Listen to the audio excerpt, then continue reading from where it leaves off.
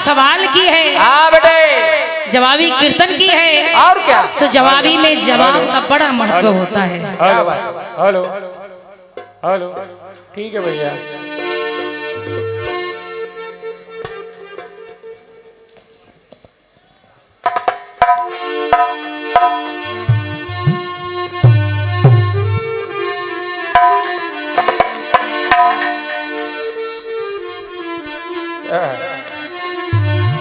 एक गीत बड़ भैया की ओर से आया है। अब कहा गया कि फिल्मी दुनिया वालों ने बहुत कहा, भोजपुर वालों ने बहुत कहा, हरियाणा वालों ने बहुत कहा, लेकिन अब बुंदेलखंड में है तो कह रहे हैं बुंदेलखंड वाले।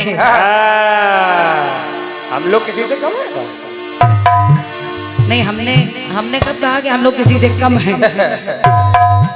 अगर हम लोग किसी से कम होते तो बुंदेलखंड से ले जाकर नेपाल का कीर्तन ना गा रहे होते। बढ़िया। क्योंकि हमारे बुंदेलखंड में बहुत महान कीर्तनकार हैं जो पूरे भारत में अपने गायन विधा से अपनी बुंदेली को पहुंचा रहे हैं, अपने गायन को पहुंचा रहे हैं। ये तो है। बहुत बड़े बड़े कलाकार हैं। आइए सुनिए।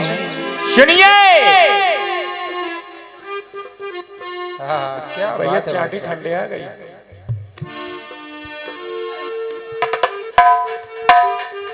बस भाई सब सीटी ना यार। एक गीत आया है। देखिए बुंदेली की कोशिश हम भी कर रहे हैं कि बन जाए। अरे उठी भोर से उसरा में से टुरिया लाई टिपरिया।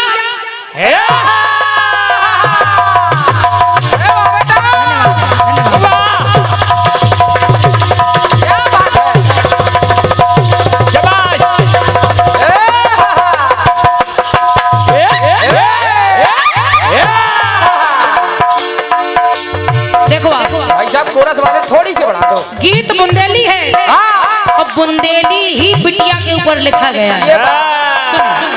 सुनिए।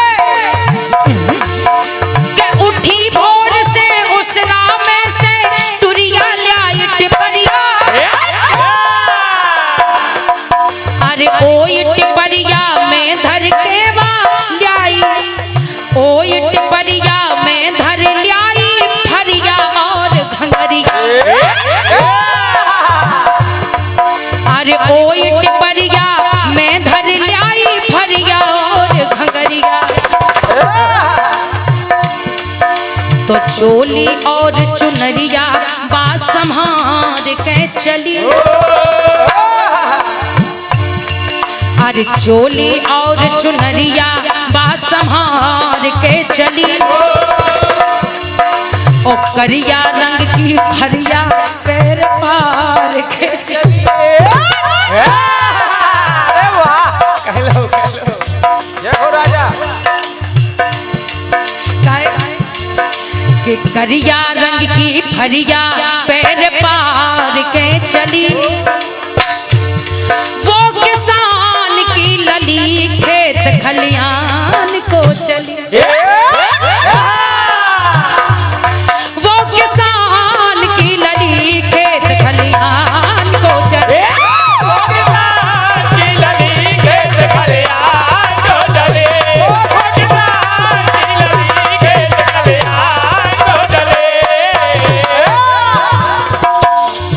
अरे सर पे धरी तो कन्या पग संभार के चली। और देखो लाल चुनरिया पैर पार के चली। वो किसान की लली खेत खलियान को चली। वो किसान की लली खेत खलियान को चली। वो किसान की लली खेत खलियान को चली। क्या बात, जियो जियो। बढ़िया सुंदर सा गीत सुना है अभी आप लोगों ने। बढ़िया। नीची मूंछ हो गई तो बाबा हनुमान जी महाराज की लंबी पूंछ हो गई। और लिखा कि नीची मूंछ हो गई तो भारी पूछ हो गई वजन में। अरे वाह, वजन में जय हो। बढ़िया बात, बढ़िया बढ़िया सुंदर बात है बड़ भैया। अब आइए मेरा प्रयास देखिएगा कि कुछ ऐसा मुझे भी मिल जाए, क्योंकि कहते हैं कोशिश करने वालों की कभी हार नहीं होती। ये तो है। सुनिए सुनिए, प्रयास है भैया चाटी चाटी तो बढ़ाए रहो। कीर्तन में केवल चाटी का काम है, तो ये वाला माइक बढ़ाए रखो। सुनिए सुनिए, हमारा भी बढ़ाए रहो। बड़े भैया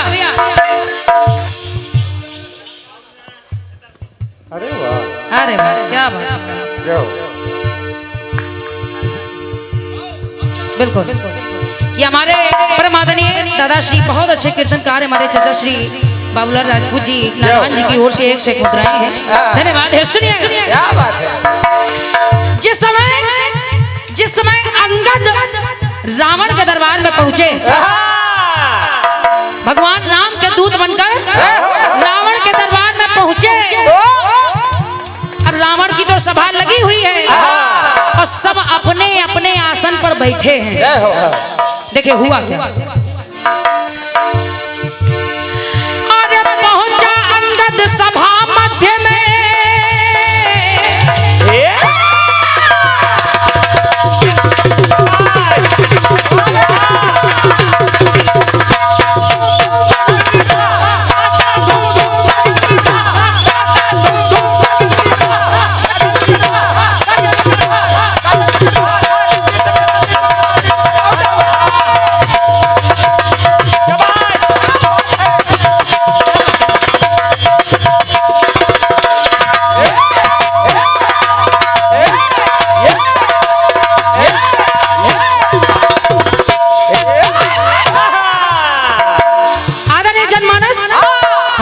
हेलो भैया मेन माइक का वॉल्यूम आप एक बार सेट कर दें इसको। और ये चाटी वाला माइक का वॉल्यूम भी एक बार सेट कर दें।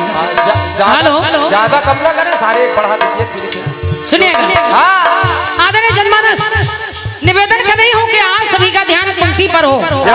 आदरणीय भैया जब आप इन पंक्तियों को सुनिएगा और नोट कीजिएगा। जिस समय अंगद रावण के दरबार में पहुंचे तो अरे पहुंचा अंगद सभा मध्य में, बोला है दशकंधर। जैसे ही अंगद ने कहा कि मैं रामदूत हूँ और उनका संदेशा लेकर आया हूँ, तब रावण कहने लगा कि पहुंचा अंगद सभा मध्य में, बोला है दशकंधर कि तेरा स्वामी क्या निर्बल है। तुम्हारा स्वामी निर्बल है क्या? अरे तेरा स्वामी क्या निर्बल है, भेज रहा है बंदर। तेरा स्वामी क्या निर्बल है, भेज रहा है बंदर। यहाँ तक कि रावण की सभा में अंगद को बैठने के लिए कोई स्थान नहीं दिया गया, कोई आसन नहीं दिया गया। और जब आसन नहीं दिया तो भैया हुआ क्या?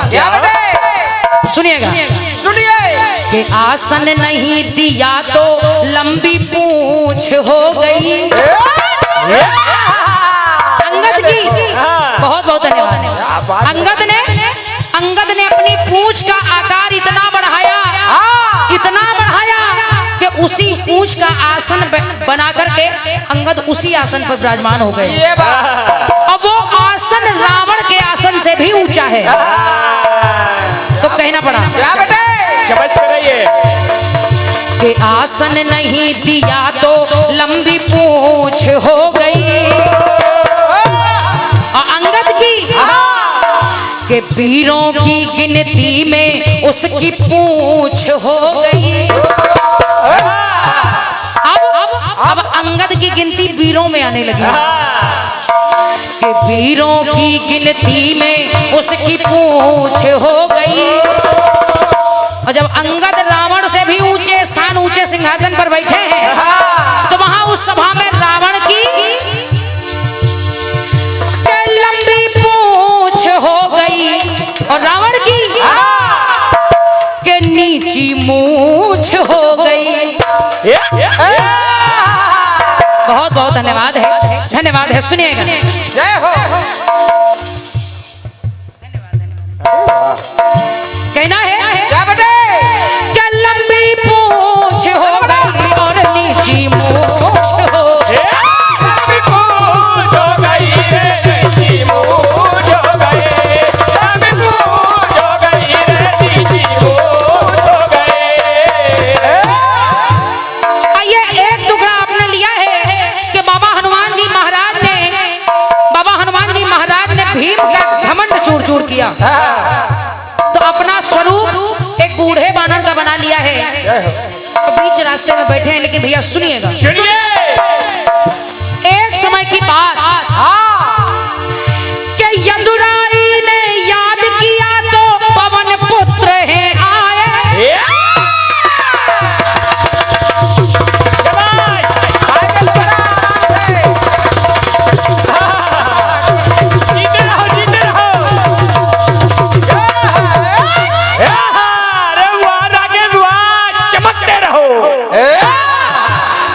द्वापर में एक बार भगवान कन्हैया ने बाबा हनुमान जी महाराज को याद किया और उनको अपने पास बुलाया, बुला करके अपनी एक वाटिका में ठहरा दिया, एक बाग में ठहरा दिया।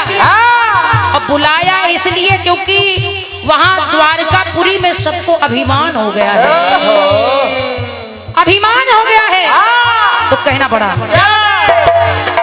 कि यदुराई ने याद किया तो पवन पुत्र हैं आए। और यहां से कन्हैया ने बारी बारी पहुंचाना शुरू किया। पहले गरुड़ देव को पहुंचाया, तो बाबा हनुमान जी महाराज ने गरुड़ देव को अपनी पूंछ में लपेट कर ऐसा फेंका कि सीधा महल में जाकर गिरे। फिर सुदर्शन को भेजा, क्योंकि अभिमान तो सुदर्शन को भी था, तो सुदर्शन को तो बाबा हनुमान जी महाराज ने अपने मुख में दबा लिया। आइए सुनिए हुआ क्या? यदुराई ने याद किया तो पवन पुत्र हैं आए, और आकर के बारी बारी योद्धा आए सबका मान घटाए, के बारी बारी योद्धा आए सबका मान घटाए, बारी बारी योद्धा सबके मान घटाए।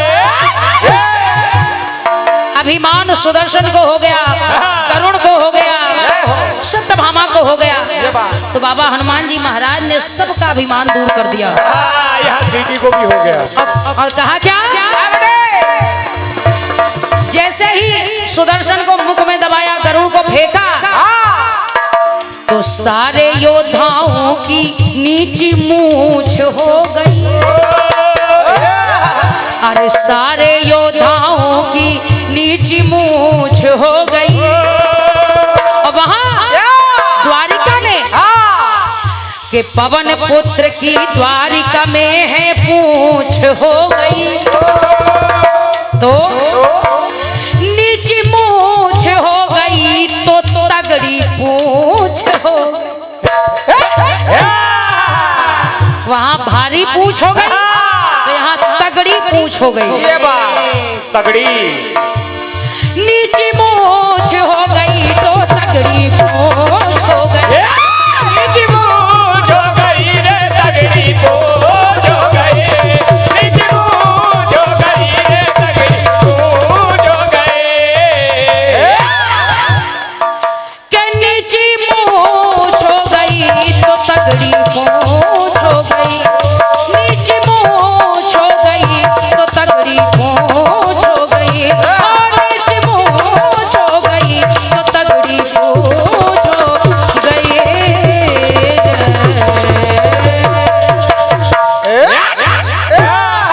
प्रेम से बोले हनुमान जी महाराज की जय।